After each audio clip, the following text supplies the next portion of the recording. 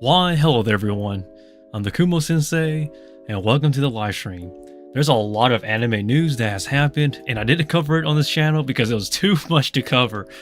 And some of the stuff is more of my personal taste, I guess, in anime news. So, yeah. Welcome guys, hello there everyone. Hello there Raven, hello there B-Joy, hello there Mr. Asagi, and hello there Marco. Ace Attorney is peak. I mean, the games, I don't play Ace Attorney, guys, so I can't give you too much insight on that. But, hey, Capcom, that's not my sort of company in terms of games, but I still do like Capcom. But, hello there, guys. I hope everything's going well. It's a lot, honestly. So there has been a lot of anime news, guys, like a lot of stuff.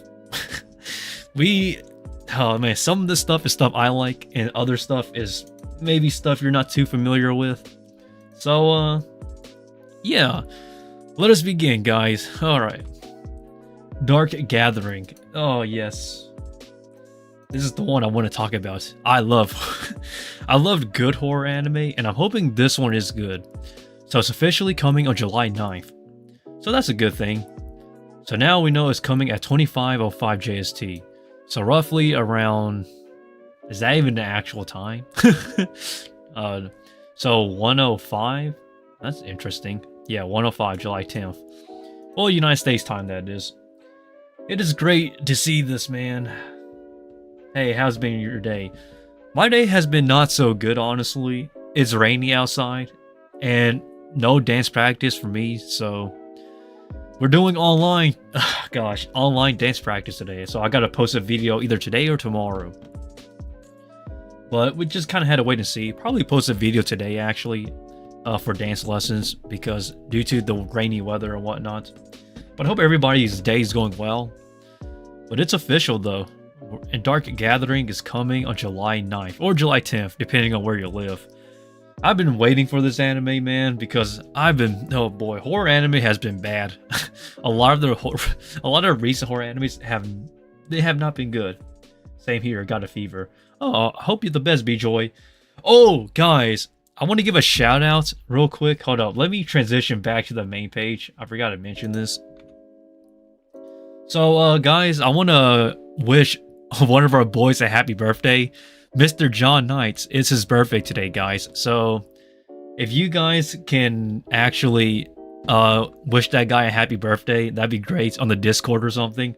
Because John tagged me in one of his so John tagged me on Twitter on one of his tweets stating that it's his birthday today. So, I want to wish John Knights a happy birthday. And yeah, everybody should do the same as well. When did you ever have a great day?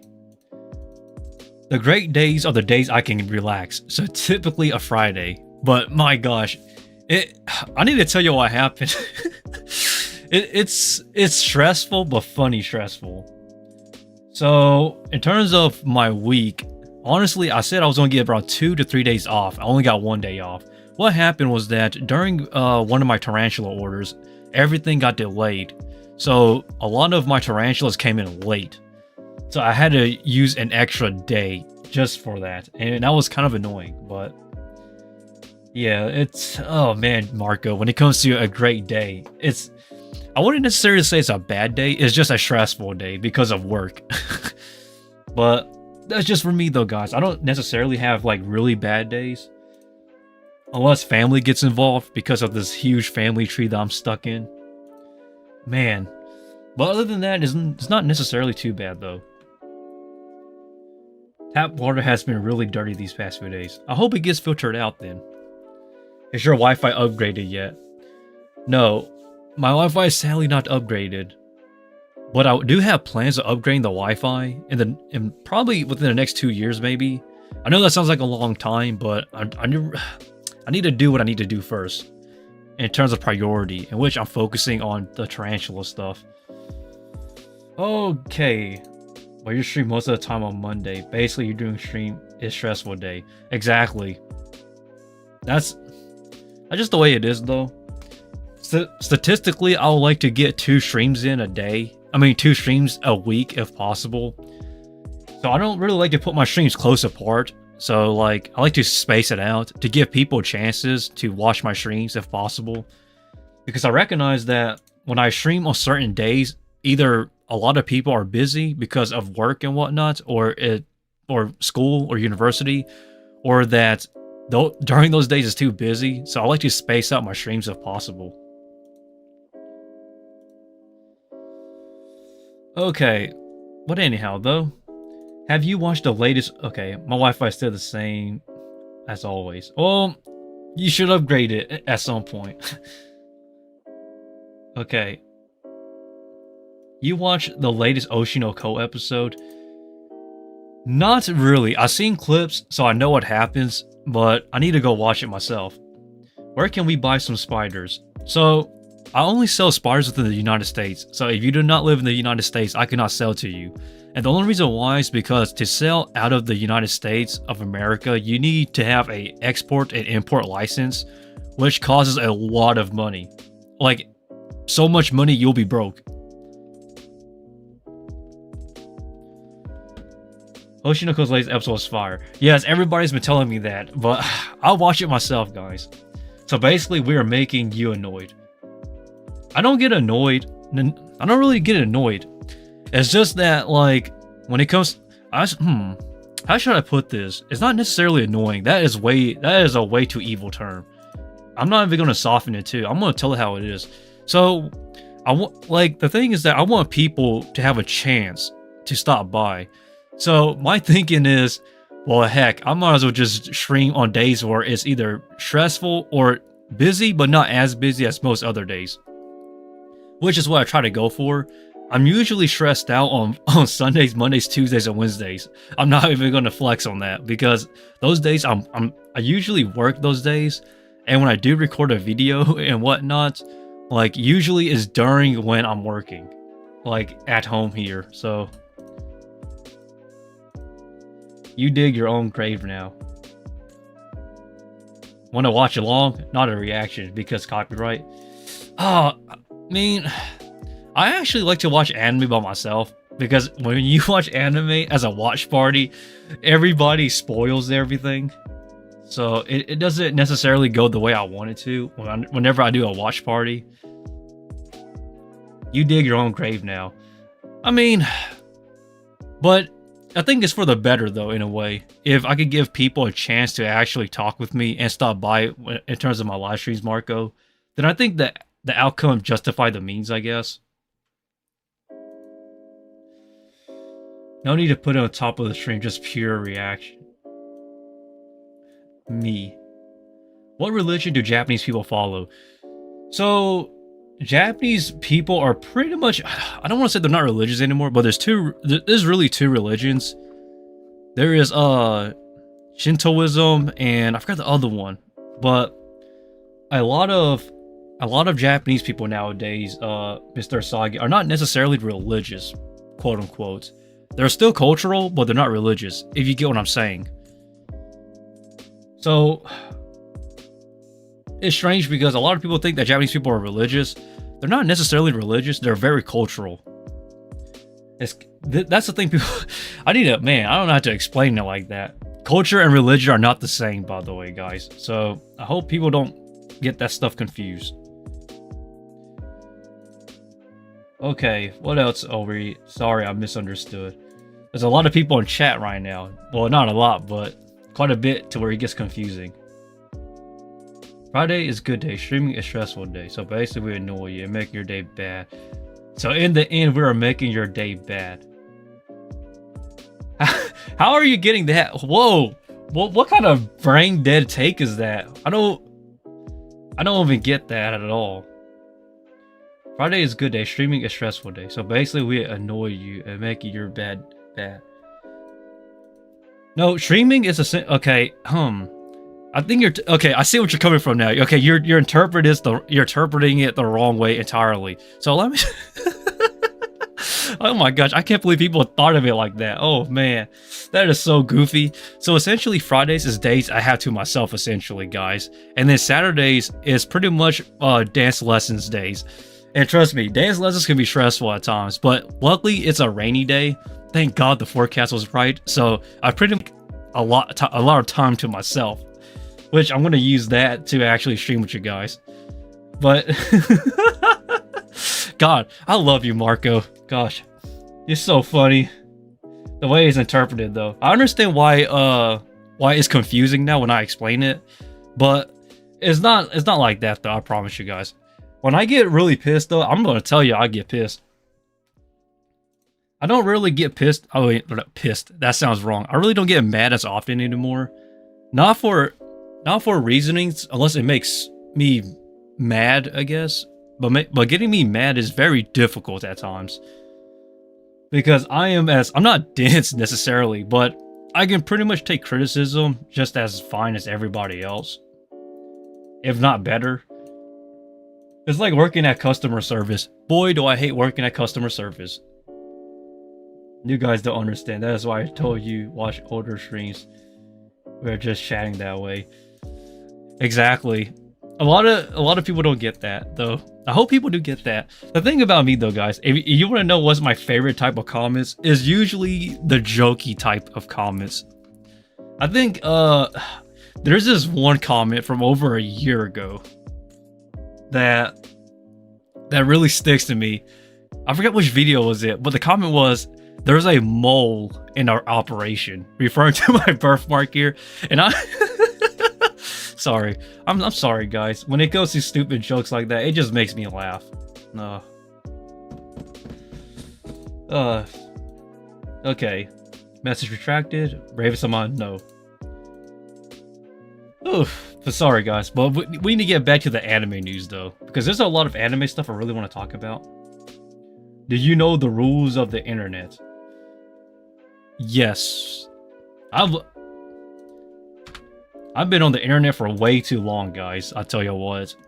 So, I'm retired from the internet now, thankfully, because working a job on the internet for a very long time isn't necessarily a good thing.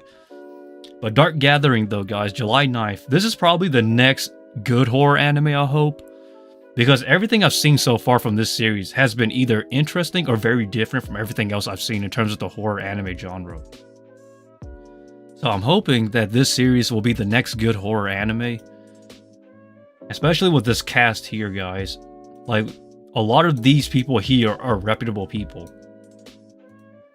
Kota Yamamoto, though, that man has come a long way. It is crazy. Shun Naruto still has some work to do, guys. Really like this guy's work.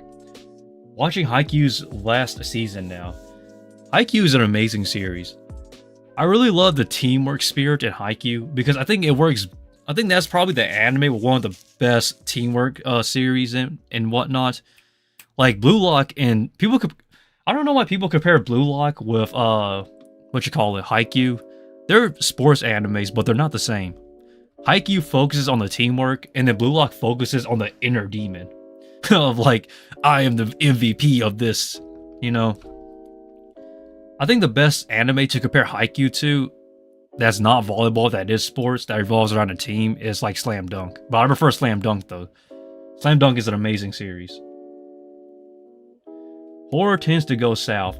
That's the problem I have with a lot of horror animes. Horror animes just typically just end, or it ends on a cliffhanger, kind of like Elfen Lied. Elfen Lied's anime's ending was not good, in my personal opinion. In terms of horror animes with a good conclusion, I have to say probably Higurashi has the better one. So, Blue Lock is my favorite. I can see why, B-Joy. But like, in terms of horror animes though, very few good ones. And a lot of horror anime suffers from that though. I've not seen Haikyuu though. You'll like Haikyuu. Okay, the next anime topic I really want to talk about. There's a lot of anime news, but football or soccer? It doesn't really bother me which one you'll call it. In Japan, we call it, well, in Japan, they call it soccer, or saka. You don't pronounce the R because the R is silent. You don't call it football necessarily, you call it saka in Japan. I miss IDK and Abby for chatting. It would be more funnier, so new people watch older streams. IDK, that guy is focusing on working on school right now in terms of his exams and studying Japanese. Abby, I believe she messaged on Discord stating that she'll not be back until June because of her university exams. So those two are going to be gone for a while. Sensei, Blue Log is about strikers. That's why it's egotistical. Exactly. Okay, whew. Sorry guys, I'm getting sidetracked. But let us continue though. So this is actually something I found so interesting, is this series here. New Saga TV anime announces postponement due to various reasons. Yeah, Yuma Uchida is cast as protagonist Kyle. This article is written by Mikikazu Komatsu, so there goes credit where credit is due. And I find this so interesting is because there's a delay on this. Like, this has been in production for a while now. And the funny thing is that all the characters got a remake. I mean, a redesign. So these characters look nothing like their original counterparts whatsoever. None of these characters at all. Not even Urza, my waifu. Yo, Sensei, new phone. Congrats. Wait, new phone? Me or you?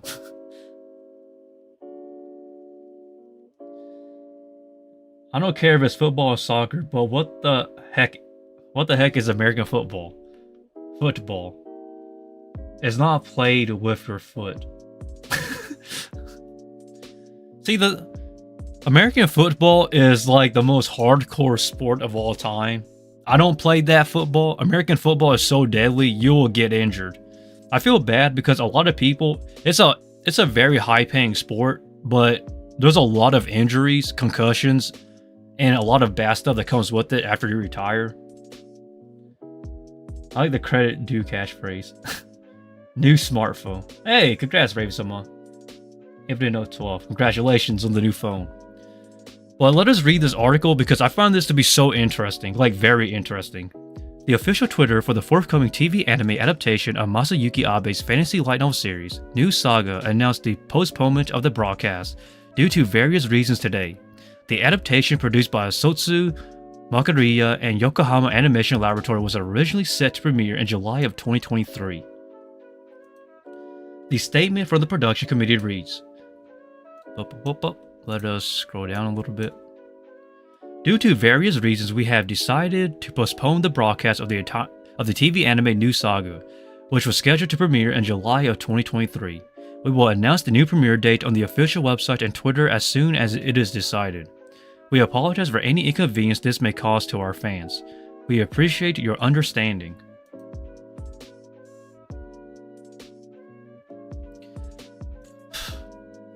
That is such a strange way to...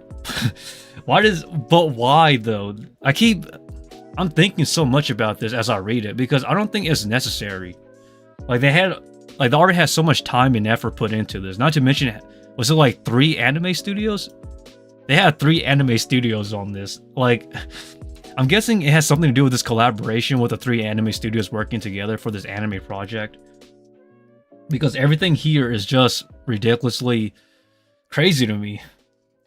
Like, the reason why I find this so interesting, guys, sorry if I'm ignoring you guys' comments, I'll go back to them later, but allow me to explain why I'm so confused about this. So Suyukate New Saga is actually a light novel that got a manga adaptation, and when they got a manga adaptation, literally they redesigned the characters from the light novel illustrations. And then the anime was announced, and then the anime legit redesigned the characters again. So so this is like one of those very rare times where like characters have gotten redesigns twice. Like, I don't know whose idea was that, but it is just so strange to me. And then now they're gonna put this on delay. Like, come on now, it doesn't even make sense to me because I feel like they have so much time to actually work on this to where it just doesn't make sense. If I had to make a guess, it's not necessarily because of the cost or anything. It's more so production issues within these 3 anime studios, Sotsu Makariya and Yokohama Animation Laboratory. Okay, but that's just my personal take on this. It's just strange. And I think it's the first time I can think of, like in terms of watching animes for like a very long time, this is a one-of-a-kind situation. I'm going to put this one in my memory forever as the anime with the redesign. It's kind of like watching. I think the best way to put it is like Full Metal Alchemist Brotherhood, but you do a Full Metal Alchemist Brotherhood again, or something. Just strange. Okay, guys, rugby is more harder. I could see that. Guys, focus. You ever get bullied for watching anime? No. Nowadays, watching anime is cool, so I've never seen anyone gotten bullied, even during my senior high school days, for watching anime. If you just watch anime, you watch anime. Hello there, SK. Hope everything's going well. I will never stop solo. Hello there, what's up? But essentially, though, guys, I said essentially twice. This is pretty much a time-traveling fantasy series where the main character here, Kyle, goes back in time and legit fixes everything, sort of. But everything, man, it bothers me because the premise is so straightforward, and yet it has to be delayed again. Is it a CGI anime? No, it's not. This is not a CGI anime, guys. This is a 2D anime, and it is by 3 anime studios too. I have so much hope for this, man, because this elf girl here is my waifu. Like, in this top right corner here, she is waifu material. I promise you that. But it just annoys me because even though Urza looks amazing, Urza is this elf up here, guys, on the top right, with the white hair, the short white hair. She looks nothing like her light novel counterpart. Like, cricket is more harder and mathematical. Hey, everybody has their own tough sport, I guess. But I really hope they fix that up, man. And then now we're actually gonna continue with Kyoto Animation here, guys. This is actually very interesting, so allow me to explain my thoughts on this real quick. I can tell SK is Indian. Yes, he is. But let me give you my thoughts once I read this for you guys. So let us read this article, because this one has to do with the 2019 Kyoto Animation Studio fire caused by that one stupid guy. Because, oh man, that guy is such a piece of... Well, whatever. Let's continue though. Kyoto Animation to erect 2 memorials to honor victims of arson attack. Both are scheduled to open by July 18th, 2024. This article is read by Daryl Harding, so there goes credit, where credit is due, and let us continue. This July will mark 4 years since the Kyoto Animation arson attack, which took the lives of 36 employees.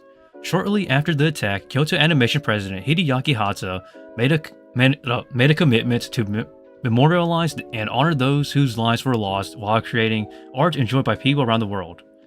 After issues arose from where Studio 1 was located, a quaint neighborhood in Kyoto South, the animation studio finally announced its intentions to build a memorial site. So essentially, guys, we're getting a memorial set up for everybody who was a victim of the Kyoto Animation fire. Imagine a ball hitting your... You guys have some crazy stuff in the chat, man, I tell you what. But this is pretty much coming to a close now, which is why I'm so happy about this, man.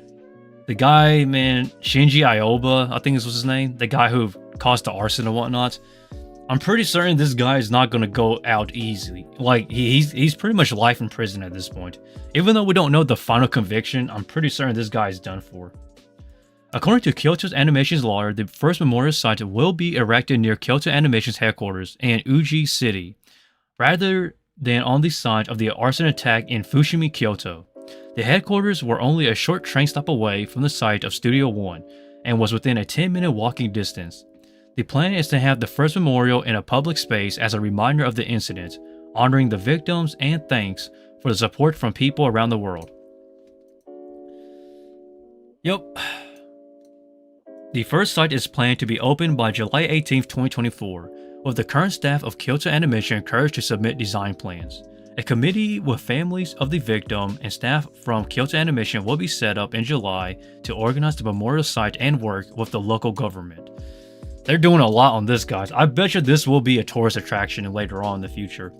A second memorial site will be erected in the space where Studio 1 once was. It will be a private memorial within a new building that will be used for business purposes by Kyoto Animation and not to be open to the public. That makes so much sense. The attack, which occurred on July 18, 2019, took the lives of 36 employees, including the disappearance of Haruhi Suzumiya director Yasuhiro Takemoto, animator Yoshiji Kigami, chief animation director on the free franchise Futoshi Nishiya, sound euphonium character designer Shoko Ikeda, and many more. 35 more people who were inside the building at the time were also injured. And the article pretty much ends here. So my final thoughts is that this is actually a very touching thing to do. And this is pretty much wrapping up something that has been going on for years. So this is going to be completed July 18th. Yeah, July 18th, 2024. So next year, supposedly, is when this is going to be put up. Sorry, chat just watched the Sensei and stopped chatting. We are being like little kids listening, we are being like kids not listening to our Sensei. Sanomanja did not make this game, by the way. A lot of people, man. I think that this is a really touching, fitting thing for Kyoto Animation to do. And I really hope that the guy, Shinji Aoba, I really hope he gets convicted for life in prison. Japan's court system is very strict, so I really don't think he's going to get away easily. Even if he was mentally incapable, it doesn't really erase the things he's pretty much done. He was an adult when he did this, so he's going to get life in prison or death sentence. I feel bad, but this is pretty much the concluding thing that we're getting for Kyoto Animation. There's a lot of more anime news, but it's more so of trailers and whatnot, guys. So, I don't know if I should... Well, I'm not going to talk about those, actually, because I can't watch those trailers anyways. Because even if I could, it would get copyrighted. Like, unless this was Twitch. Sorry, chat. Just watch the Sensei and stop chatting. Oh, no, you guys are fine. I don't have a problem necessarily if you want to just chat. No one deserves life in prison. I actually kind of disagree to an extent on that. There are some people, in my personal opinion, that deserves life in prison. Because there are some people that are just absolutely abhorrent. Like here in America, there are so much horrible people. And it makes me so mad because our justice system here in America is so flawed that sometimes even the greatest criminals get like literally no sentences at all. And it just drives me nuts. Like, I get so pissed when I think about that. Justice in America is not fair, I'll tell you what. Some people get it easy, others don't. It's really situational, but if you live here in America, you would wish that the justice system was more fair. I mean, I know that in the news, you'll see people getting shot and stuff with gun violence and whatnot. And sometimes those people don't even get any sentencing at all, like any severe sentencing. But hey, look, I'm not trying to get into politics, guys. I'm just stating my personal take. Some people do deserve it, in my personal opinion, if they're horrible beings, but it's just me, though.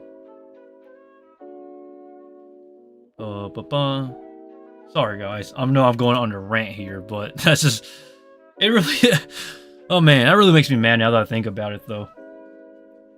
Just wish it was just more justice here in America. I know that some people... Sorry, guys. We should get back to the anime topics, because there's some stuff I want to talk about. We need Phoenix Wright over there. If we had a Phoenix Wright here in America, I promise you, it would be so much more forgiving. Like, in a good way, too. Because our justice system is a complete failure, almost. But take that what you will.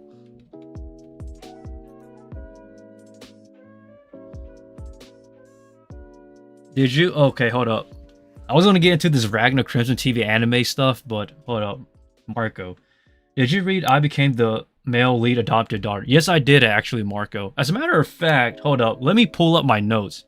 I'm currently on chapter 35 to 36. So for those who are wondering what Marco is talking about, he recommended me to read the series called I Became the Male Lead's Adoptive Daughter. It's a manhwa.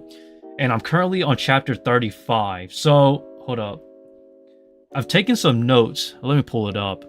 So I don't usually take notes, but the way, from where, like basically where this is going, it's so confusing to me. I had to start taking notes.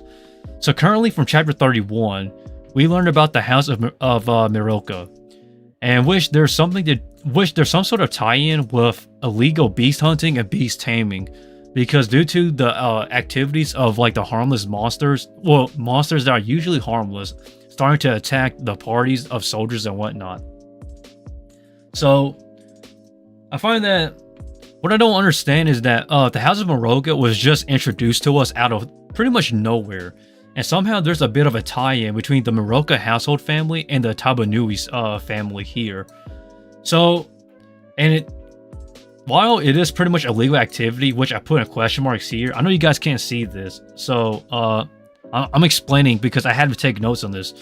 So basically, the House of Moroka sent servants to the Tabanui's family household. And what we know is that the numbers aren't always the same whenever they send servants to go do these meetups and whatnot. So, Marco, I'll be honest, I'm kind of confused as of now because there's so many houses that are being introduced. Because, like, okay, I know that in the previous chapter 28, 29, and 30 and whatnot, we were introduced to Viscount Saratha. So basically, the Viscount's daughter and whatnot, and basically, Leonia and I forgot what's her name.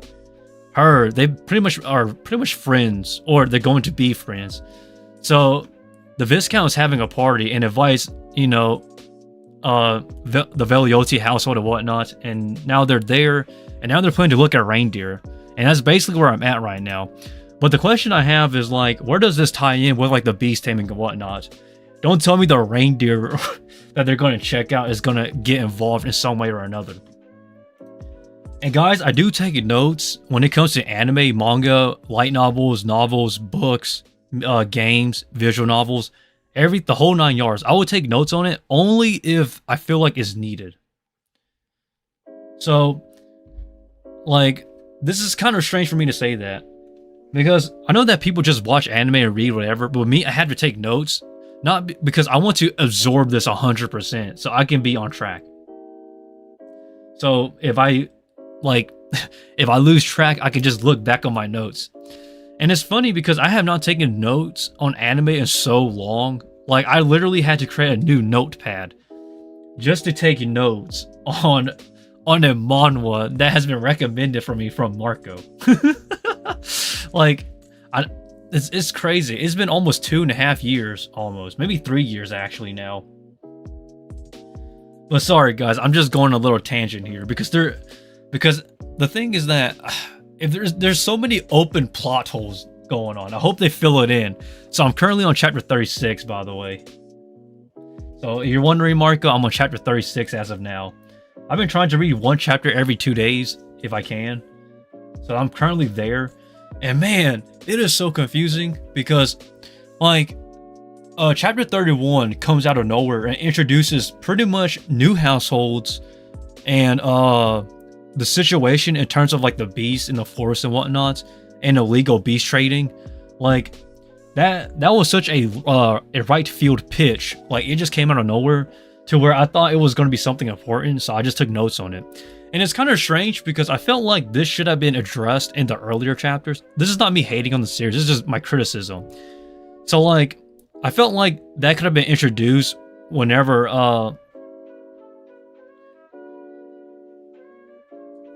no, say it first.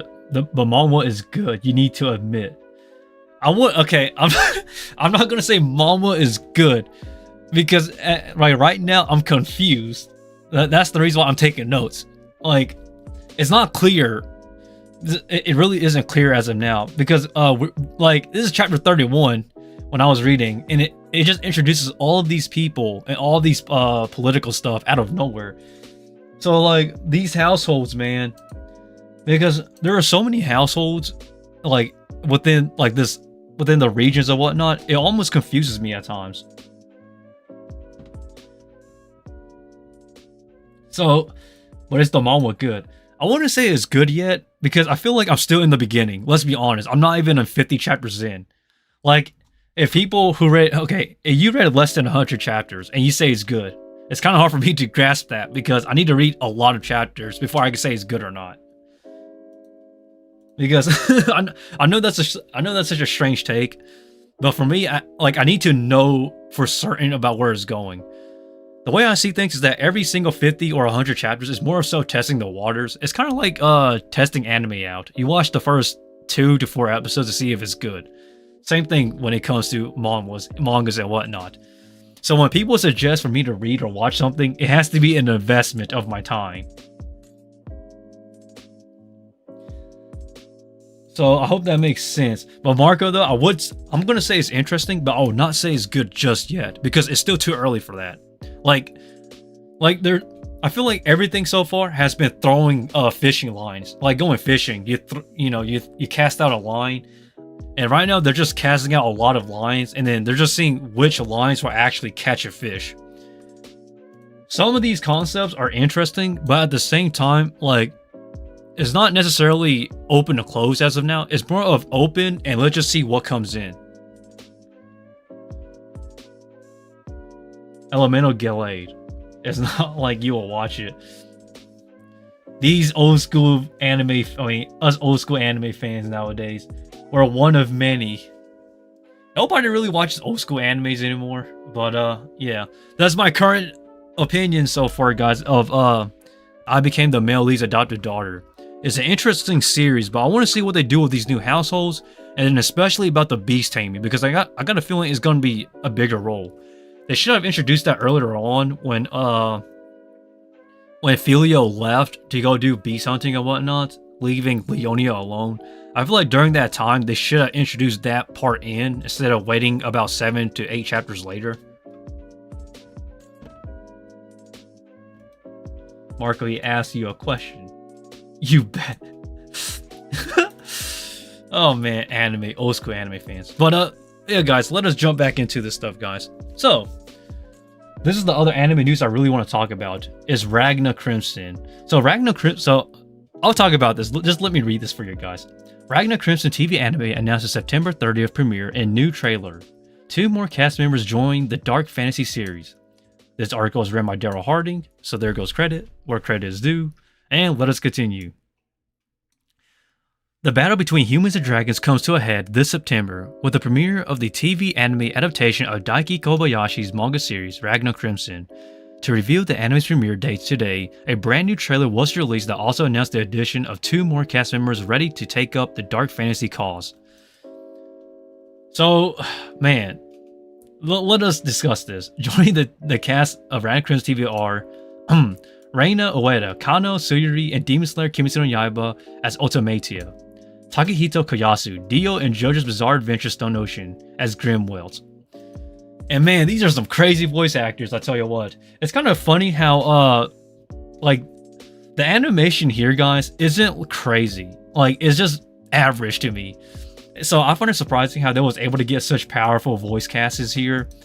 And this, boy, Ragna Crimson is like the most, I don't want to say it's generic, but it's like the most basic. That's such a bad take. It is a very basic dark fantasy series. It was originally published on Square Enix's manga page. Yeah, Square Enix, the ones that create Final Fantasy. Okay, guys. So to see this, man, it is just so confusing, but so interesting at the same time. Ken Takahashi, Face Callier, Linear Prisma Ilya 3rd Ray directs Ragna Crimson as Silverlink, with character designs by Shinpei Aoki, key animator and Face Callier Inner Prisma Ilya, and scripts from Deko Akao, Komi Can Communicate. The TV anime adaptation is scheduled to premiere on September 30th, with Sentai Filmworks set to stream it internationally, describing it as such. Oh boy, we already read the summary from way back when, but I guess I'll read it again for those who are new to this. Excuse me. First thing that makes me want to watch that anime is Yuji Kajiura. Yuki Kajiura, man. I feel like at this point they're trying to get as many reputable people in to like a production or to the staff or voice acting work just so that people can watch it, even if it has like mediocre animation and whatnot. But let us read the summary. Dragons reign terror over the earth, sea, and sky. If sworn dragon hunters like Ragna are to have any hope of dealing death to these seemingly invincible fire-breathing beasts, they must find a way to level the odds. Ragna teams up with a mysterious man named Crimson, who has likewise sworn to stand against the dragons menacing the world. But although Crimson's motivations may be mysterious, his goal and Ragna's perfectly align. and together they'll fight to vanquish the dragons once and for all. That is pretty much your your generic dark fantasy series. I don't personally will actually watch this series and be like, man, I'm taking this seriously, man. Like, this is like the most hyped series of all time. This is something I'll pretty much watch as like a pastime. And I can't actually play this, guys, because it would get copyrighted. Even King Amusement Creative. You know, it's funny because I believe they have been doing live streams of like anime music and whatnot. I could be wrong on that, but it is like interesting to say the least. Oh boy, I have so much to say about this. When I have a lot to say, but I don't know if it's going to come off as good or bad to everybody's opinion. I think this is just going to be another passable anime. Like, people will just watch it and then forget about it, and then years later there's an anime clip of this anime and people will be like, oh yeah, I remember that. That's the feeling I get from looking at this anime. What's your first anime? I mean, honestly, that's kind of a harder one to say. First anime? Like Pokemon? Dragon Ball Z? Yu-Gi-Oh? Like, are you talking about first anime? Like, just like any anime in general? Probably those three. Pokemon, Dragon Ball Z, and Yu-Gi-Oh. And then later on was One Piece. 4Kids dubbed One Piece, guys.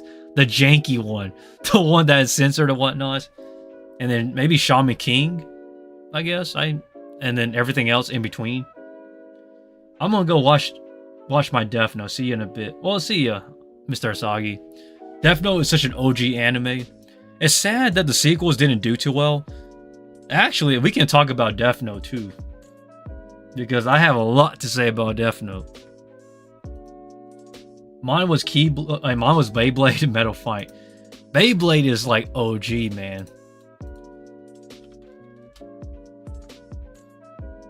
Let me pull it up, guys. Hold up. A lot of people don't know that Death Note has a sequel. So Death Note actually had two sequels. One was a manga and another one was a live action, I believe. But I don't think the live action one is on here. I forget which one was the sequel, but there was two sequels to Death Note. This one here was one of them. And I don't know, even though it was a special one-shot, I don't think it was that good from what people have been saying about Death Note. Because the thing about Death Note was that the creator... I can't leave when you talk about Death Note. Well, you mentioned Death Note, which is why I want to talk about it, because Death Note is an interesting case. I feel like Death Note is a case where like the sequels were actually pretty terrible. This sequel here is... You don't need to watch this sequel because it's pretty much nothing special. And then for those who are even wondering even more, there was another sequel. Yes, another sequel after this one. Or before this one, I think. And it was a live action adaptation. And I think there was like... How many Death Notes were there now? Like 3, 4 Death Notes on Earth? It's kind of confusing, but... Like, I don't know why the creator... What's his name? I forgot what's the creator's name already. Takashi Obata. Like, I don't know why he would actually try to create sequels for Death Note. I think Death Note ended on a good note already. And then Netflix created that horrible live action Death Note. And now they're going to create another live action Death Note again. So, I'm hoping that the new Death Note on Netflix is better. Because I was not a big fan of Light Turner. I thought Light Turner's character was so all over the place. And then, like, Mia is such a horrible character. And I feel like Light Turner was only using Death Note because he wanted to impress Mia. I was like, oh no, that ruins Light's character entirely. Light is... He is a self-centered character. That's the thing about Light. He's self-centered, he's egotistical, but he's also very meticulous. And in the live-action adaptation, it is so vice versa, like 180.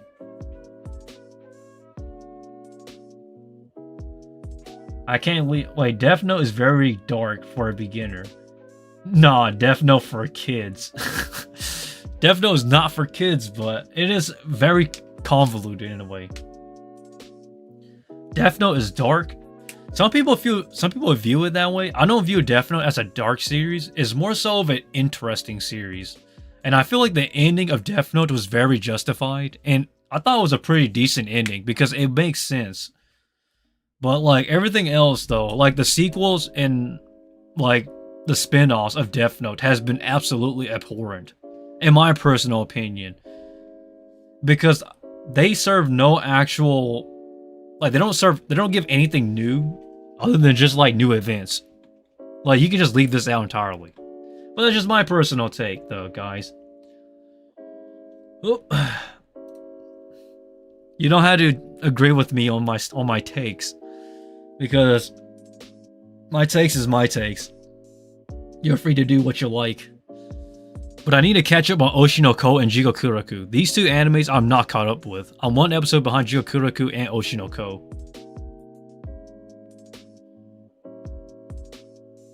Co-watch C+. C+ is not for kids, I'll tell you what. That is just straight up gore. That is a gore factory. Like, that's all C+ is. And Higurashi. I feel like Higurashi is more passable.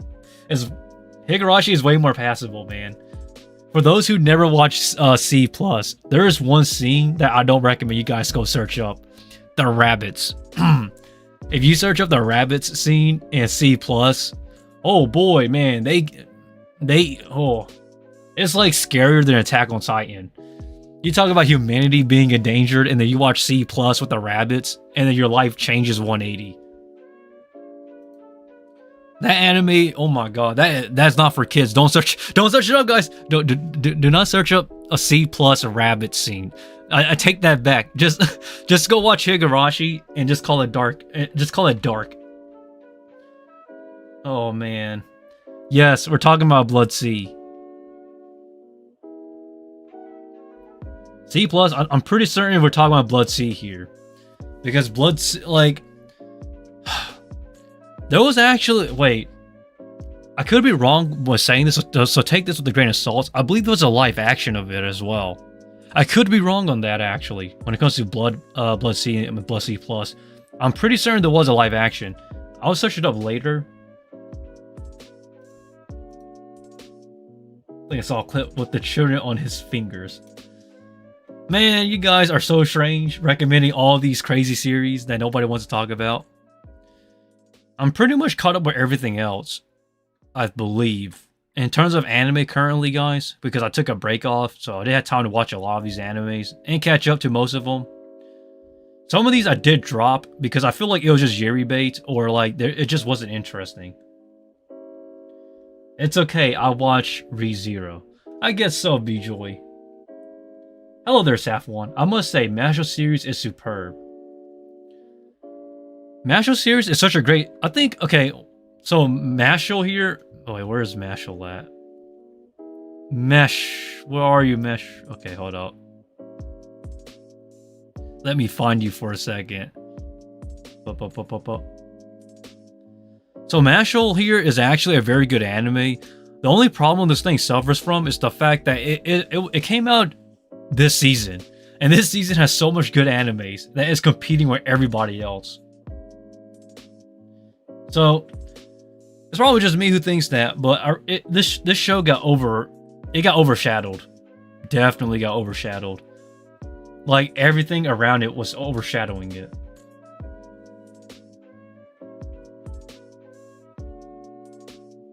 We talked a few months ago that he knows. Let's hope so, Marco. Let's hope so. Mashle is good for real. Bro, why so many Southeast Asian here? You watching Dr. Stone? No, I'm not watching Dr. Stone because I read the manga and I know exactly what happens. I mean, the anime does a good job, but I have to say, when it comes to the pacing of the manga, I'm not going to spoil it, but I'm just going to say this I'm going to say this being vague. The pacing suffers a lot in the manga later on. So I stopped watching the anime for Dr. Stone after season 2. But that's just for me, guys, okay? You guys can watch the anime and still enjoy it. Mashle for me is a great series, but I feel like it suffers from two things. One is this current season is airing in, which has a lot of great other animes, so which it overshadows Mashle. And two, I feel like if this came out during the same time or before Black Clover, I think it would have had a better shot. Because like people compare this to Black Clover in a way, which is kind of sad. Algorithm, bro. Hell's Paradise. Jikokuraku is actually a very interesting series. I feel like, okay, here's my honest thoughts. Though there's actually a few things I like about Hell's Paradise here, guys.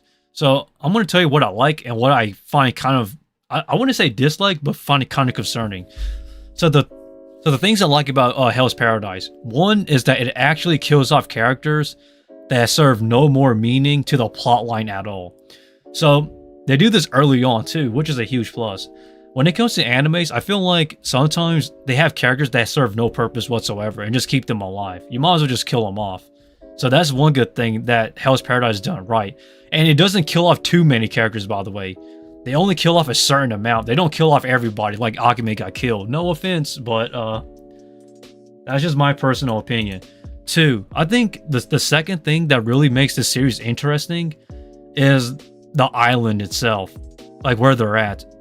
Like, because it gives such off, like the setting gives a mystery vibe. Like you kind of want to know more about it and what's going on this island and whatnot. So Shisenkyo, that's what it's called, my bad. So that's what makes it interesting. And three, the action. The action is good. But here's my issues though. Now, these issues are not necessarily problems, but rather concerns. There's a lot of story arcs involved. I feel like every single one of these characters has some sort of story arc, and I don't know exactly how many of them are going to be fleshed out or not. Because I feel like this is what I call the anime flashback problem, is that they do anime flashbacks and they just kill them off. Like, and when they do that, I feel like sometimes their stories are inconclusive. So I'm hoping that we have at least some conclusive, like, story arcs closed off properly if they do kill off more characters. Because currently where they're at right now, every character who's currently alive in Hell's Paradise as of now, I feel like they're interesting enough to be kept alive. So if they just kill them off, I'll be kind of disappointed to be fair, but we just kind of had to wait and see. Agame got killed is very good. Your name's good, but Kimi no Nawa, your name, yeah, that's a great anime movie. Bro, you still talking about Fairy Tail? No, I'm not talking about Fairy Tail. I'm talking about Jigokuraku, Hell's Paradise, and how it's compared to Agame got killed for a second. Lookism. Mid. What's lookism? Hold up, guys, lookism. Hold up. Did I... Wait. Hold up. I need to see the Japanese titles, man, because I'm getting my head swung everywhere. Lookism. An anime. Give me like a... Hold up. Why do I feel like... Why do I... Oh! The manhwa series. Wait, so... It's an actual anime? I haven't seen Lookism yet, actually. I hate to break it to you guys, I have not seen Lookism. It's on Netflix too, which is interesting. But no, I have not seen that one yet, guys. I apologize. But everything else I'm pretty much caught up on. So, like Demon Slayer, I think is good. Oshinoko, I'm one episode behind, but I know what happens because I saw everybody post things on Twitter. Hell's Paradise, I need to catch up on it. Dr. Stone, I'm not watching this season. Mashle is good. Heavenly Delusion, I need to catch up on this, but I'm just gonna binge watch this later on. And everything else, I'm either caught up on or I'll binge watch later. Lookism was a manhwa and recently got an anime adaptation. Yes. I just searched it up, so now I know. I'm falling behind, guys, but don't mind me. It's crazy how much anime there is now. I forgot about Netflix because Netflix animes don't really show up on my anime list. So that's kind of on me, guys. But I don't really have a Netflix subscription because Netflix is not really known for animes currently. They're kind of known for K-dramas. But everything else here for the next season, though, I do have some things I want to watch. But there's been a lot of stuff I need to actually figure out and just watch. Because there's so much animes now, guys. I can't watch everything. So now I gotta play favorites. Well, I gotta choose a specific series that I want to watch and just stick to those. Like back then, if I was still in college or senior high, I'll probably just watch everything that airs. But as time goes on, as I grow older, and I'm trying to still get my Tarantula stuff going, I really don't have as much time as I would like. Should Castlevania be on my anime list? Castlevania on my anime list? I mean, they could. Is it on here? Hold up. I think Castlevania is on here, right?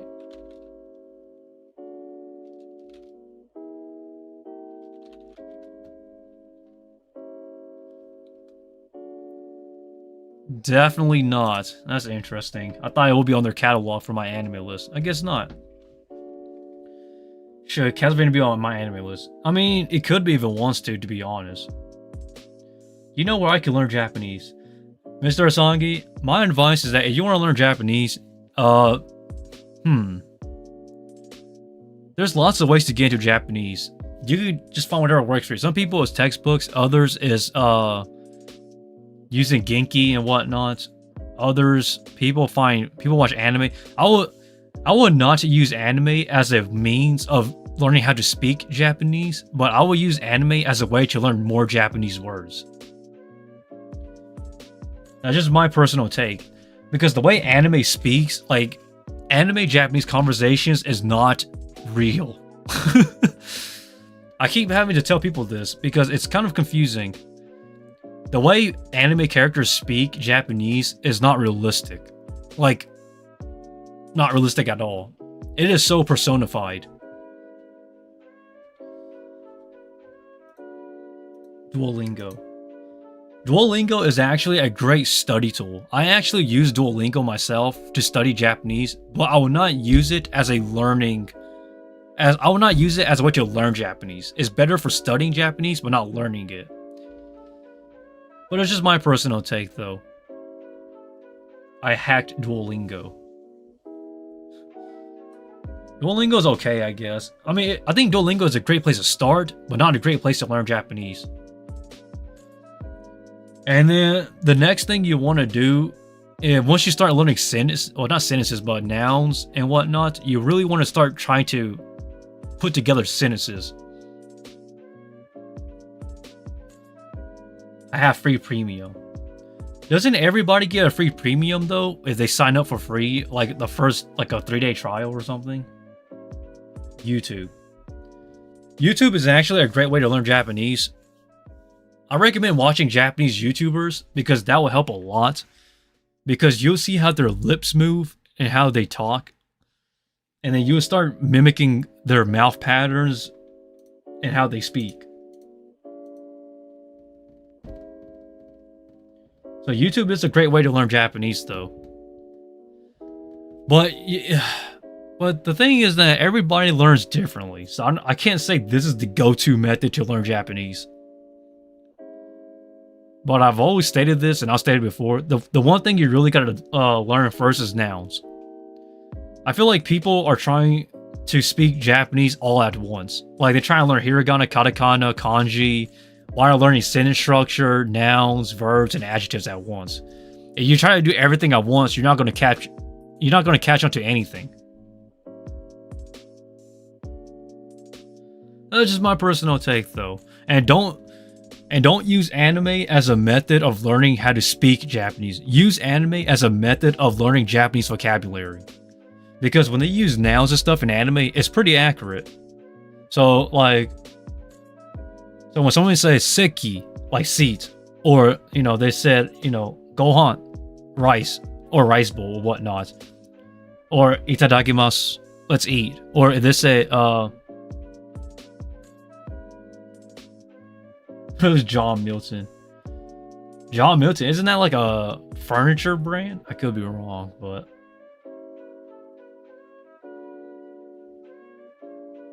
bro, who's nobody? Who's John? You guys are so funny, but oh man, sorry. I'm getting off topic, but anyways, though, when it comes to let's jump back into anime though. So we already talked about this, about what I'm gonna watch. I'm surprised Rurouni Kenshin is still going on. I really thought it would be the end of it all, but hey, who knows, right? And then everything here on the later section still has no date. Like, it's surprising how all of these animes have been announced. I talked about some of these series too, and yet we still haven't gotten an official date. Boy, all of these animes. So pretty much anything that's put in the later section of my anime list means that it was announced, but there's no official date of when it's coming. Watch Abroad in Japan. Abroad in Japan is a great way to learn about Japanese culture, I'll tell you what, and the Japanese lifestyle. I mean, is it a great way to learn Japanese? It's up to you, honestly, on what you want to do to learn Japanese. There's no right or wrong way. It's just a way that works better for you. I'll tell you this, though. You don't need to learn every single kanji. I think that's the biggest misconception of, like, everybody nowadays. Is that people try to learn as much kanji as possible. That is a good thing. But even Japanese themselves don't know every single kanji. They know a lot, but they don't know everything. It's kind of like us people who speak English. We know a lot of English words, but we don't know every single English word that exists. And it seems, and it's not really a beginner mistake. It's more so of like a misunderstanding that people try to learn everything at once, which you honestly can't.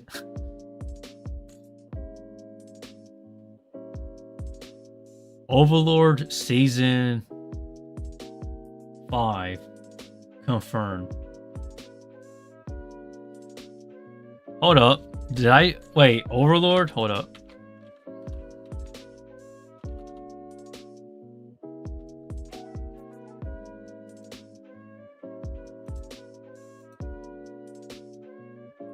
That's a film. Huh. Interesting. Overlord is still releasing. So this is actually a movie. I struggle with kanji. I think everybody struggles with kanji. But kanji, the only two ways I can think of it to get better at it is to either study it or study it within it being used in a noun. Because, like, I think if you study a kanji based on the kanji itself, I mean, you can learn it, but it gets kind of confusing. Hello there, John. Happy birthday, my man. Hope everything's going well, though. Ugh. Yeah, I saw your tag on Twitter.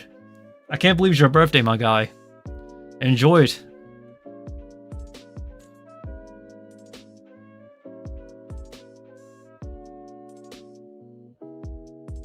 Yeah.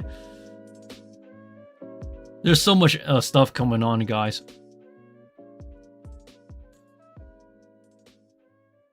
Moonrise. All these animes have been announced, but there's no official date yet. Overlord has 4 seasons, Sensei. I know that. I still wish that Overlord got a remake. That is a kind of a hot take, but it's never going to happen. Overlord has so much potential, but they keep cutting out stuff, which is the problem I have about Overlord. Like, man. You know, I'm going to talk about Overlord for a second, guys, because Overlord is such a strange case. That's the movie. Well, I guess we'll start off with Season 1.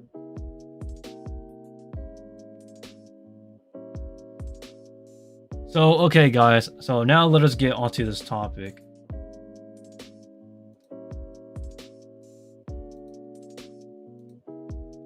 Okay.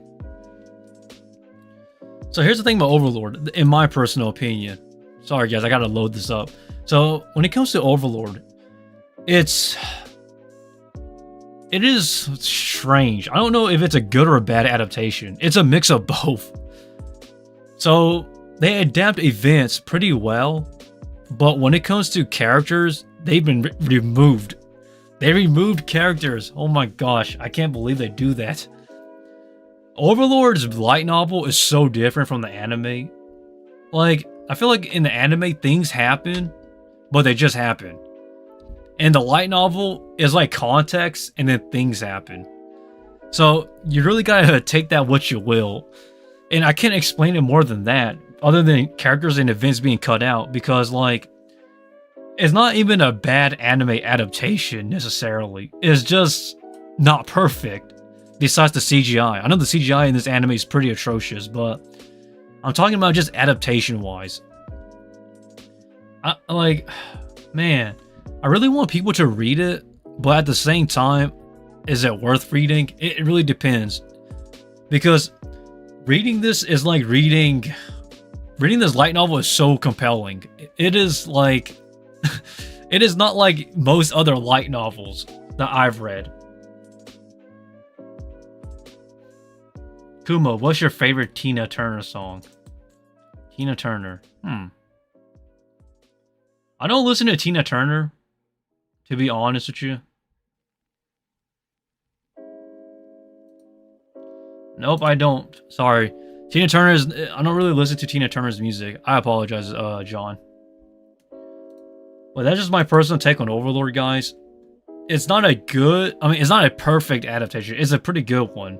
Just not perfect. Don't see that as like a diss to Overlord. I'm not dissing it. I'm just saying it could be so much better. I thought season 4 was actually one of the better seasons. Like, just my personal take here, guys. Season 4 was actually very solid. Oh.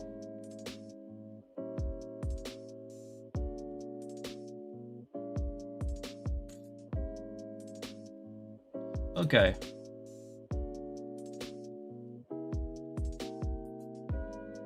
Do you listen to Arjit Singh?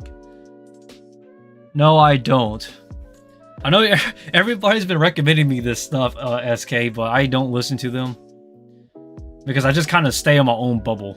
I think that's the best way to put it. Try not to get too involved with others or other people's content. Just me though, guys. But I thought tying it all back together to Overlord though. Overlord 4 was actually a much better season. It's not perfect as stated, but it is a huge step up from season 3 and season 2. Man, it's kind of strange because see, the one thing that I find so strange is that Overlord season 4 just introduces Negretto to us. And the thing is that Negretto was supposed to be introduced way back when. And like was it season 2 or season 3? And they just give us Negretto's introduction in the beginning of season 4.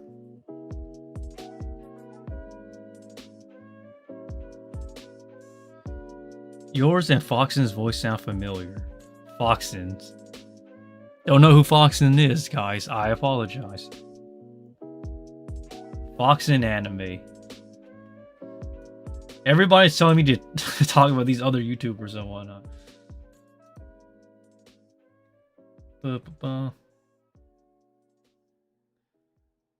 Nope, don't know who these people are, guys. I apologize.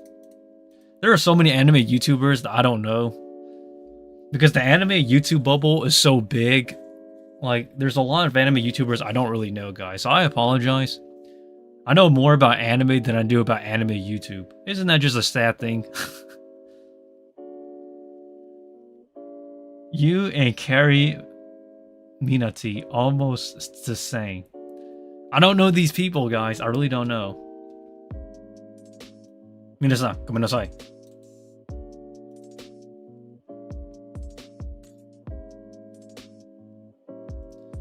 Don't know them, guys. I apologize. These are all people I don't really know. The YouTube bubble.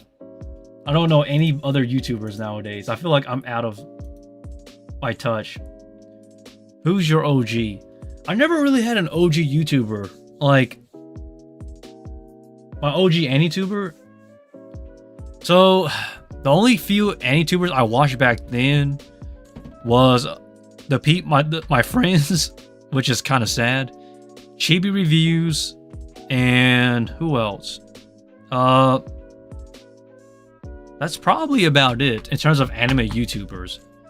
Now, if we're talking about yotates or like people who do song covers of Japanese music and whatnot, that's something different. But a lot of anime YouTubers, guys, or AniTubers, if you want to call them that, a lot of them I do not watch anymore because either they retired, they don't upload anymore, or they just moved on to other content.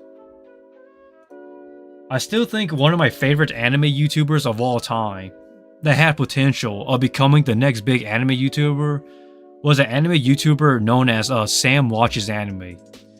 That guy, I was his first subscriber, believe it or not. And he has such amazing commentary anime YouTube videos, but sadly he quit. It's been so long since his last upload. And not to mention, he deleted a lot of his videos. I think there's only like 3 or 4 videos left. I took a shower. Hey, that's great, John. Take a shower, man. If you need it, take one. But that is pretty much my OG YouTuber, though. He started, I believe Sam Does Anime started in 2017, that anime YouTube channel. I was legit his first subscriber. I'm not even kidding. As a matter of fact, his first video was a video on My Witch Academia. And his information that he provided and the context behind it was so complex. It was on my caliber. That was the first time on YouTube history that I've seen an anime YouTuber that has about as much knowledge as I did. I loved his content so much because of that. And now he's gone. So there will never be another anime YouTuber on that level. It's just so sad. Like, come on, man. I feel like if Sam was still uploading anime content on his Sam Watches Anime YouTube channel, he would probably be one of the greatest anime reviewers, breakdowners, or historians there ever was. Because you have to understand about anime content that I think is good. Anybody can do good editing, and anybody can do anime content talking about how the animation looks and the studio and whatnot. But very few people can talk about anime to its core, from production, planning, and the history of it in itself. So if anybody knows a YouTuber that's similar to Sam Watches Anime on YouTube, then I'll be impressed. Because the sad thing is that Sam Watches Anime, he doesn't upload anymore. It's been so many years since he last uploaded. But every single one of his uploads was good. I never hated a single one of his uploads. But he deleted a lot of his videos. Even his first video on My Witch Academia. That video was amazing. It's not even saved on the archives too. I wish somebody could have saved it. It's gone. But hey, it is what it is. Kumo Sensei is underrated. I'm actually overrated. That's just my personal opinion. I'm way too overrated. And I'm not even being humble when I say that. I feel like... See, the thing is that people think that I'm like some god when it comes to anime knowledge. But to me, it feels like it just comes from the back of my head like yesterday. And the only reason why it is that way to me is because I just watched anime for so long. And not to mention, I consumed other medias as well. I felt like if anybody could have done that, they will be on my caliber. It just takes time. Like, at some point, like, there will be another me, or somebody else like me. As of now, there isn't, but there will be soon. So, like, you see people like John Knight, or people who focuses on niche information, if they will just spread out their knowledge to everything else in anime, such as books, light novels, visual novels, games, producers, and anime staff, over time, they will become my caliber. It's just that, like, as of now, the anime genre is just focusing on anime. So you see a bunch of anime YouTube videos that just talks about anime, or the anime story, anime breakdowns, but not necessarily the core of it. And it's just really the way it is. I know I keep ranting about that every single stream, but I'm overrated.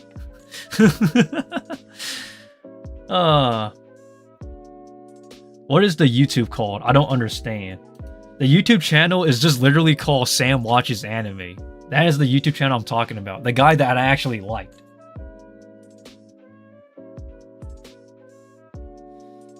Something just came to me, so I just want to say it before. Might as well say it before. Yes, Sam Watches Anime. That's literally the YouTube channel. It's a very small channel. It only has around 2,000 subs on it, I think. 2,000 subscribers. It's a very small channel, but it's a very good channel too, though. You watched Sony Boy. No, I did not watch Sony Boy. I heard that Sony Boy is an interesting anime, but it doesn't compel me to watch it. I don't necessarily hate it, though. I just haven't seen it yet, so I can't give you, like, my thoughts on it because I haven't watched it myself. But yeah, guys, Overlord 4. Now we're just wait for the next season whenever it happens. Because it has a lot, man. A lot that it could do so much better. If Overlord had got a remake, I would not be disappointed. I just wish it did. Please do so, please. I don't know, man. When people recommend a series, it has to be worth my investment. Please don't spam. I don't want you to spam, please. Like, if you spam too much, I'm going to actually ban you. Because that gets annoying, so... I highly recommend it. Sony Boy. I mean, I know it came out last year. But... Well, 2 years now, but... It just doesn't interest me.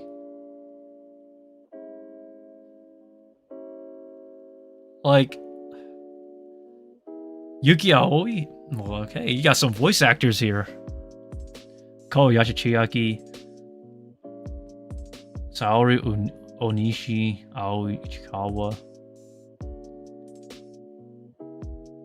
Koji Yusa, my man. Okay, so you have some... Okay, these voice actors are interesting, though. I can't find his channel. Give a link. Oh my gosh, guys.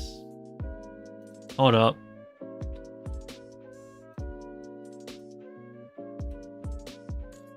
Let me...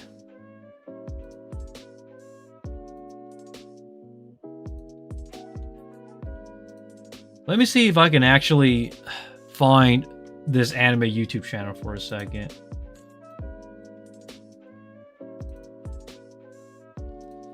This is going to be so strange. I'm searching up a YouTube channel that's no longer active. I'm not going to post a link, but I'll just pull it up. See if I can find it. Hold up.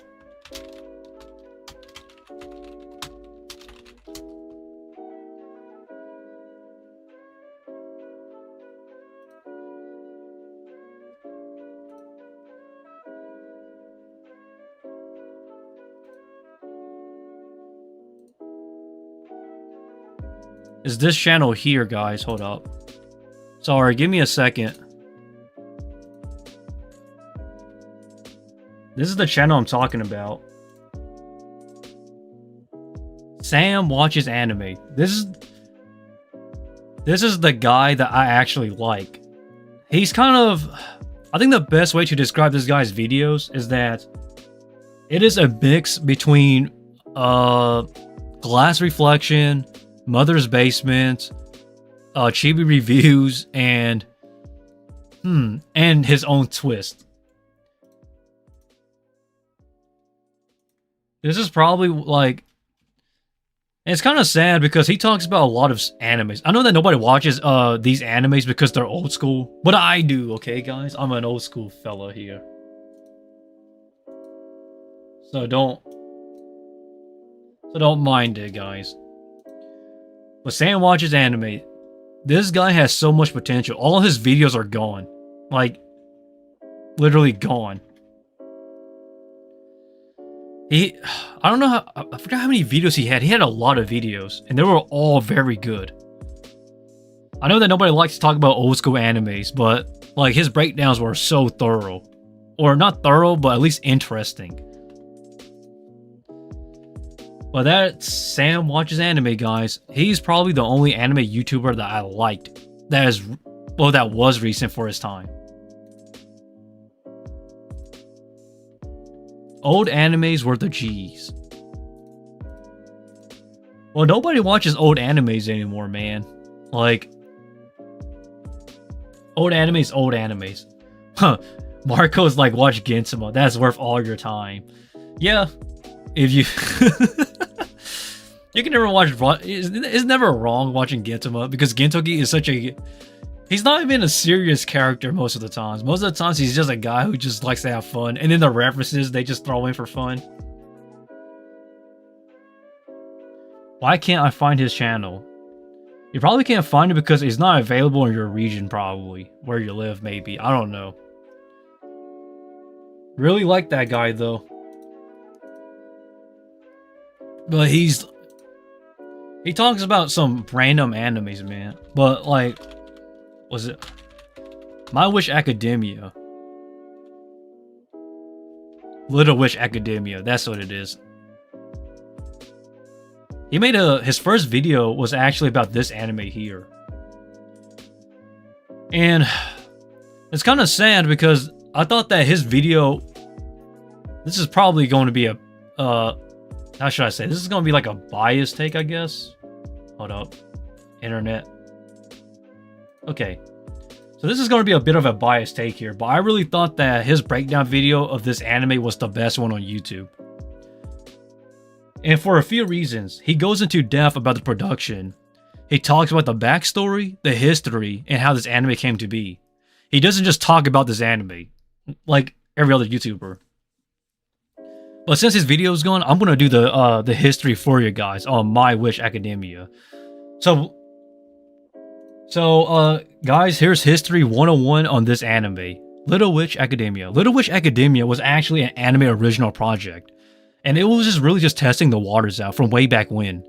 But then eventually, it was popular enough to where it got in a special. And pretty much it had a 1-episode OVA sort of thing. So like a 1-episode special to test the waters out. And it was so impressive that eventually it got into movie. Yes, Little Witch Academia was a movie. And eventually, a few years later, it was popular enough to where the series itself actually warranted a TV show, which is what you're seeing here now, Little Witch Academia. Very special. Like, this is a very special anime because it was literally just somebody's project that eventually worked up to this. And no, guys, this anime here will never get this anime here is never getting season 2. But that's fine. I'm fine with that. This is such a great series to watch, by the way. This is a pastime watching anime if you want to watch an anime that just for pastime. But the context is that it was pretty much somebody's fun project they had in the back of their head, or something they was doing for fun, and it got a whole anime series. Isn't that just crazy, man? Oh, God, I love this anime. And, you know, everybody was talking about, like, wanting a second season and whatnot. I'm thinking, my personal biased take, I think the way it ended was fine. I don't have a problem with it. It was fun to watch, yes. But I highly recommend people to watch the original Little Witch Academia, the 1-episode special, and watch the movie as well. Because you will see, not necessarily this Little Witch Academia, but you will see, like, you will see the first process of it going from here to there. It is special. I think the best way to explain it is that this anime was a journey. Not just the anime itself, but the production behind it. It is not going to be another one of its time, I'll tell you what. Because nowadays, anime projects are very expensive to make. So, like, nowadays, you're not going to see somebody's random anime 2D project get into an anime like this. Not in today's time. So, that's why, to me, this anime was special. Because anime is so expensive to make nowadays, they can't just make whatever or take gambles. This anime was a gamble. Because it was gambled into an OV, a special episode, then a movie, and then this TV show. And even though, like, this rating here is not bad at all, like, I think is warranted and it makes sense. But hey, not just me though. We could talk about old school animes all day, but we're not here for old school animes, guys, or anime history 101. There's been a lot of anime stuff recently, man, but nobody wants to talk about those stuff because they find it boring, but not to me. I actually enjoy anime. I enjoy anime as it is, not necessarily like just watching anime, but just watching anime for fun. These voice actors though, oh my gosh. Man, my favorite voice actor is still probably Kiyono Yasuno. Kiyono Yasuno is one of my favorite voice actors. She isn't my number one favorite, but she's up there though. Kiyono Yasuno, man. Yasuno. Oh. I believe she's like 30 now.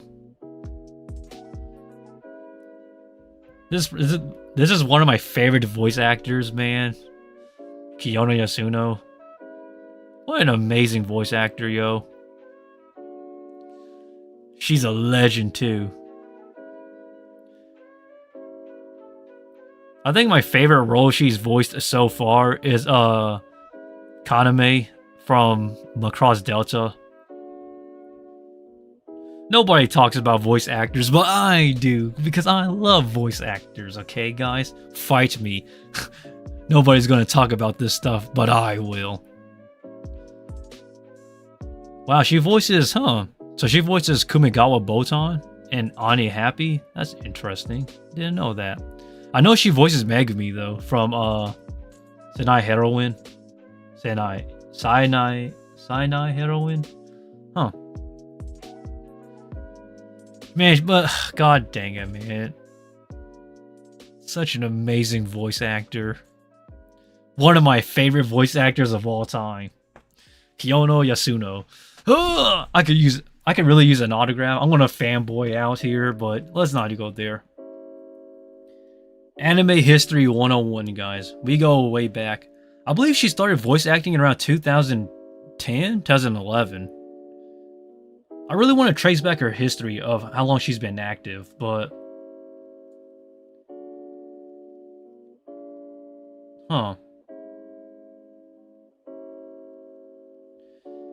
Well, that's, man. Sorry, guys. I know that, her idol role as Kaname Buccaneer is coming to a close. I think it already ended. Because her contract was, it's pretty much over. But, hey, Macross, though. Nobody watches old school Macross. Man, this is like what happens if you combine Gundam with idol singing. This is such a great series, yo. The Macross series. People still talk about this series too. It is such an OG thing, man. This is Macross, the OG Macross. Nobody watches this but me. I think this is probably the first anime that combined idols with actual robots, like fighting. I really want to watch some clips, but they're copyrighted. But the one everybody knows is Macross. I think Macross 11s, was it? Macross F. That's the one. Macross F is the most popular one, I believe, of the Macross series. This series is still going on today, guys, by the way. Even though it's from 1982, 1984-ish. Macross F or Macross Frontier is probably the most popular one that everybody knows, other than Delta. And it still incorporates the idol culture with robots. Isn't that just so strange? The combination that people thought would never work works. Idol singing and robots fighting. It is, man, I love this. This is like Gundam. I think that, man, that's such a biased take. I like this better than Gundam. Just because the music smacks. I had never heard of Macross series with really bad music. All of them are good. I think Macross Delta came out in 2016, guys. This is the latest installment of the series. So from like 1980s to the current day. The anime for this Macross was not that good, but I will say this though, the music was smacking. My favorite songs is without a doubt Axia, and probably what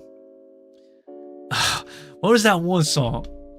Shoot, I forgot what that song was called. But hey, I still whatever. I can't remember, but someday I'll remember, guys. But this is essentially what happens when a series is like a long ongoing series from the 1980s to current day. I love the music. The music's good without a doubt.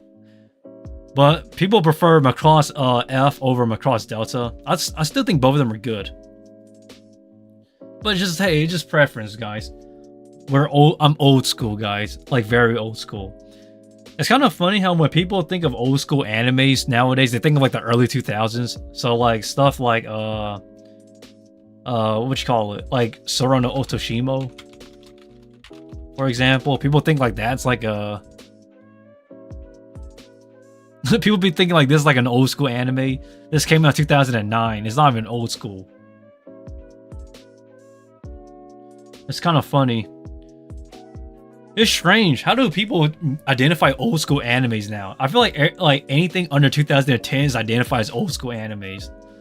Like people be saying like Sword of Otoshimo is the old school anime. That's not an old school anime. And then people be like Familiar Zero.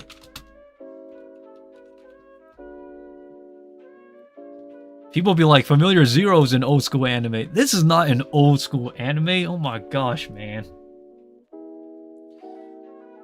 People nowadays, they don't be thinking about what is old school animes, but I do. It's kind of strange to say that, but I feel like anything under 2000 and everything 2002 up is not necessarily old school to me. Macross is also known as Robotech. That's interesting. I know that. Robotech? Did I know that? Maybe, maybe not. My head, it comes and goes. It's more like a musical. That is exactly it. It is a robot fighting musical.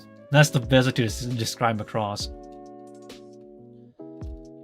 Soul Taker. I think this is an old school anime. The Soul Taker. Man, this anime didn't do well. But that's, hey, whatever, I guess. Soul Taker was like your first edgy anime, guys. When like a guy goes beast mode.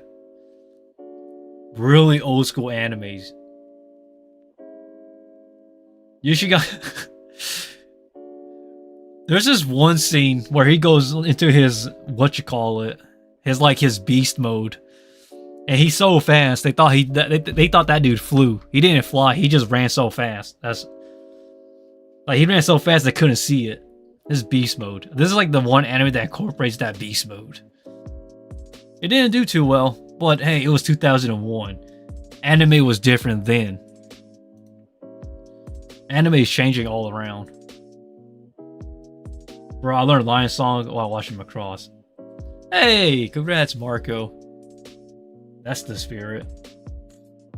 We're all getting there, guys. I don't really know what is considered an old school series now. I guess whatever is.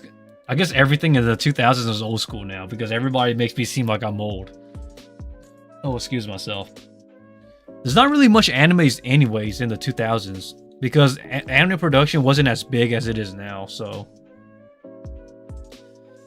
Oh, what should we do? I know that I'm going on this old school rabbit hole for a second, but it's just because I'm so intrigued about anime and its history. Anime history is rich. It's very rich. It's just that nobody's willing to do the digging for it.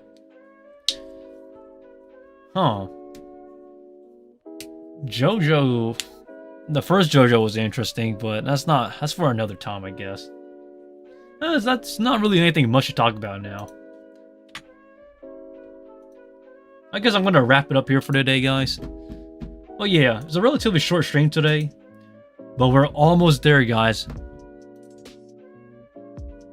I'm gonna be back after I shower. I'm about to get going, Mr. Hyper. I hate to break it to you, but you came pretty late. I gotta get going pretty soon. Sorry. Come inside.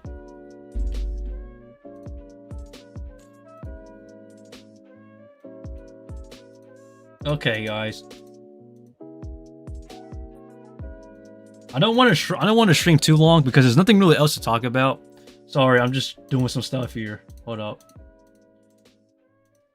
I mean, I'm open to conversations, I guess, if anybody has anything they want to talk about. But overall, though, that's all I really want to talk about for today. There is more anime news I'd like to talk about, but then again, it's more so just trailers, and I can't watch those because it's copyrighted, for example. So we're not gonna try that. Well, yeah, I guess I'm gonna wrap it up around here, guys. So, if there's nothing anybody wants to talk about,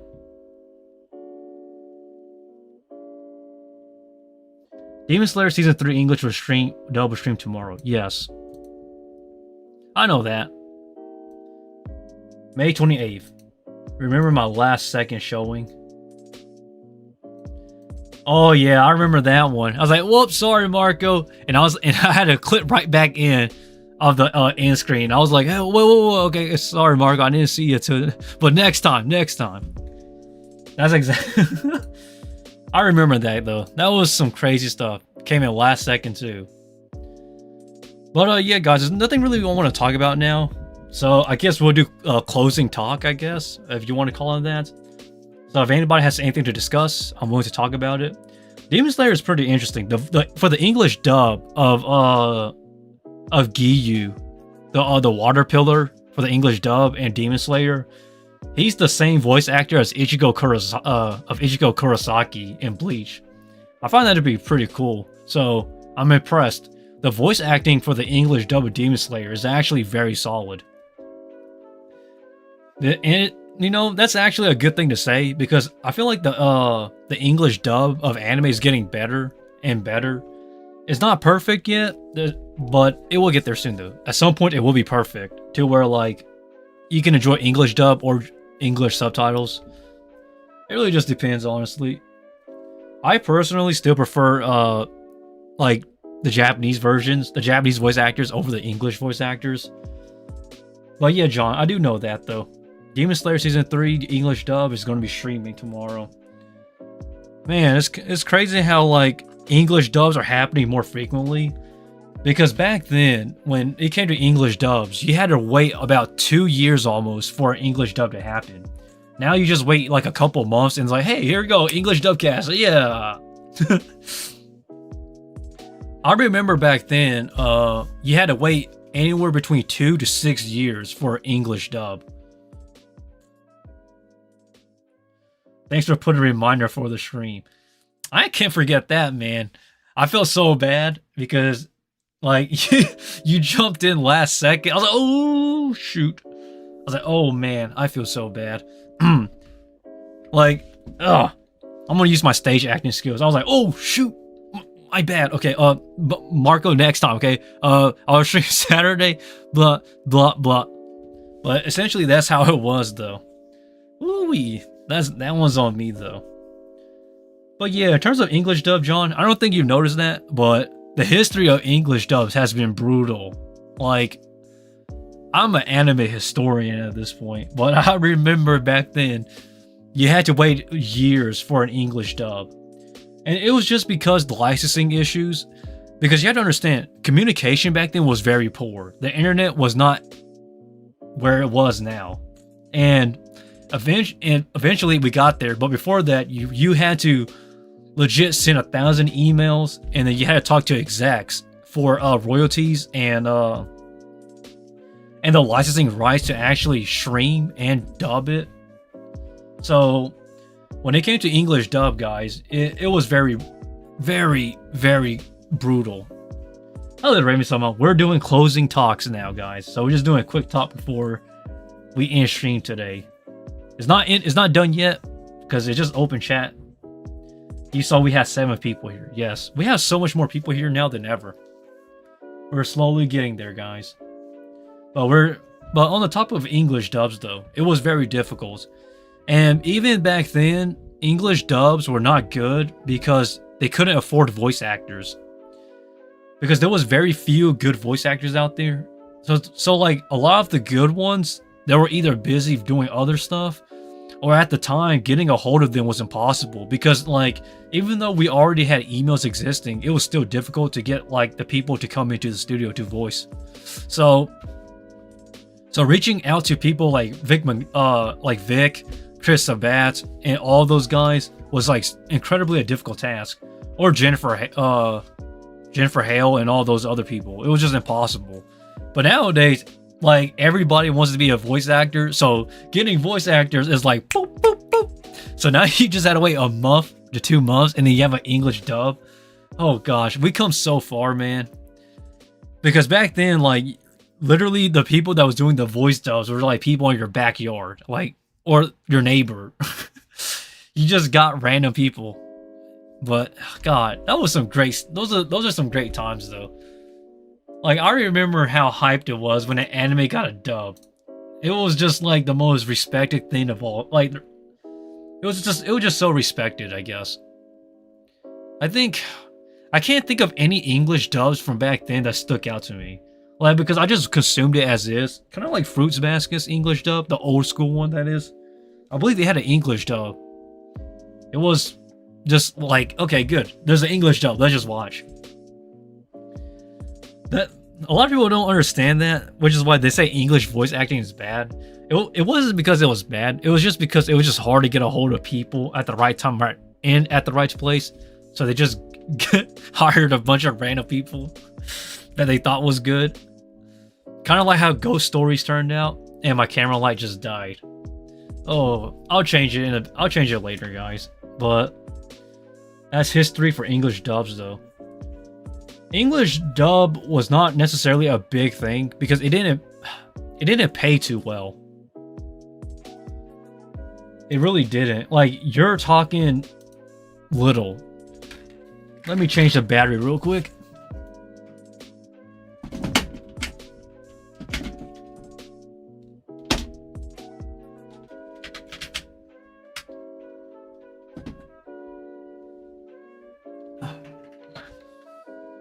Sorry guys about the lights. I don't know why people keep asking what lights I'm using. It's just the fact that I'm using a studio. I'm using my camera recording lights that I do for auditions. So it's kind of strange to use those lights, but it's better than nothing. Yeah, Ghost Story. Ghost Stories is amazing. I don't normally use profanity, but here's my favorite line in Ghost Stories. Run! It's a ghost! And a bitch. It's something, it goes something along the lines of that. Oh man, I love voice acting. Loving Yamuna at level 999, Eden Zero, and the Dangers of My Heart new episodes are here. Loving Yamuna at level 999, I'm gonna wait for that to air completely, and I'm gonna binge watch it. Eden Zero, I dropped it. I'm just gonna read the manga for that. Because, like, I want to see how the manga turns out. Because the manga is in its final arc. The Dangers in My Heart, I'm gonna binge watch that for certain. Jingo Kyotoku, I want to catch up to that soon, guys. Just give me some time, but I'll catch up. So don't worry about it. But yeah, Ghost Stories and voice acting is something that I like. Excuse me. Especially voice acting in games. Dimension W was aired on Toonami back in 2016. Yes. I actually like Dimension W a lot. Dimension W is such a... It's not really an underappreciated show. It's just a show that nobody really knows anything about. My favorite character in Dimension W, by the way, is Loser. I know that people talk about Loser, but Loser was my favorite character in Dimension W. His character design and his motives are all so cool. I love Loser. What a great guy in Dimension W. I know that people like Kyoma, but I like Loser much more though. I just remember Gear anime, 4 seasons or 5. Gear is an interesting case. I could be wrong, but wasn't that a... It's not an anime original. I believe it was based off a game. I could be wrong. I'm not familiar with Gear though, which is why I say it kind of vaguely, guys, because I'm not familiar with it. But it has a lot of seasons. I remember when season 1 came out. Was it like 2013, 2014, or 2012? Sometime around there. It's crazy how far Gear has come, because when I first saw the visual from way back when, I really thought that it had like no potential of its lasting around. But lo and behold, it proved me wrong. Like 4 to 5 seasons later, or 6 seasons later, or however many, still going on strong. Yo, do you think that Yujiro Hama is the most chat anime character or not? Yujiro Hama is an interesting case. He just kind of... That guy, he is a meme in the Baki community almost. I know that everybody likes the back of Hanma that he has. His demon back is god tier. Like, it is like muscles on muscles, but I wouldn't necessarily say he's a Chad. He's more so of a interesting character. He's like, Baki, if you can have sex, do it every day. Do it to get stronger. And then like, he's literally lecturing his own son about like getting laid. And then he just steps back. And then the moment he steps back, he literally just fades like a ghost. Like, what is going on here? Like, if for those who watch, oh my god. That is such a meme. Oh, Lord. That is Baki for you guys. Baki is just crazy. It's a interestingly crazy show. Again, it's the Chad. I mean, I guess so, but Hama is like a whole nother... Oh, man. Yujiro Hama, man. It's just crazy how the show is. Like Biscuit or Levi and everybody, they're just so proportionally so different. They're built different. But that's just my personal take, guys. It's surprising how Baki has been going on for so long. I don't read the manga, so I don't know if the manga's already concluded or if it's still ongoing. So if somebody can enlighten me on that, I'll be delighted. Because I'm not familiar with the Baki series other than like the anime. But the anime has had so many parts scattered throughout the years, it's just like hard to catch up on sometimes. But I don't hate Baki though. I just sometimes find it confusing to watch or find it hard to get into. Because like, I forgot where Baki was. I forgot what licensed Baki before Netflix did. But eventually Netflix got the rights to it. So, hey, that's how it got popular though. But to each their own. I'm not like the big Baki fan, guys. I just watch it for fun because of how goofy it is and stuff. It has a lot of shenanigans. Like, it's not realistic. Just put it that way. I would really like to study the history of Baki, but then again, that's a lot to invest in nowadays. Because I didn't watch Baki as it aired or watch it when I was younger, because Baki was already out by then. So Baki's been around for not necessarily forever, but for a long time. But maybe I should do some research on Baki, who knows. If I feel invested, maybe I will. Just like other animes, you know, if I find them interesting, I'm going to invest myself into it. But to each their own, guys. If there's anything else you guys want to talk about, I'll call it. Gin and Jericho from the Amato arc was the best scene for me. I mean, Baki has a lot. Hold up. Rate me some. I have not watched Baki the Grappler.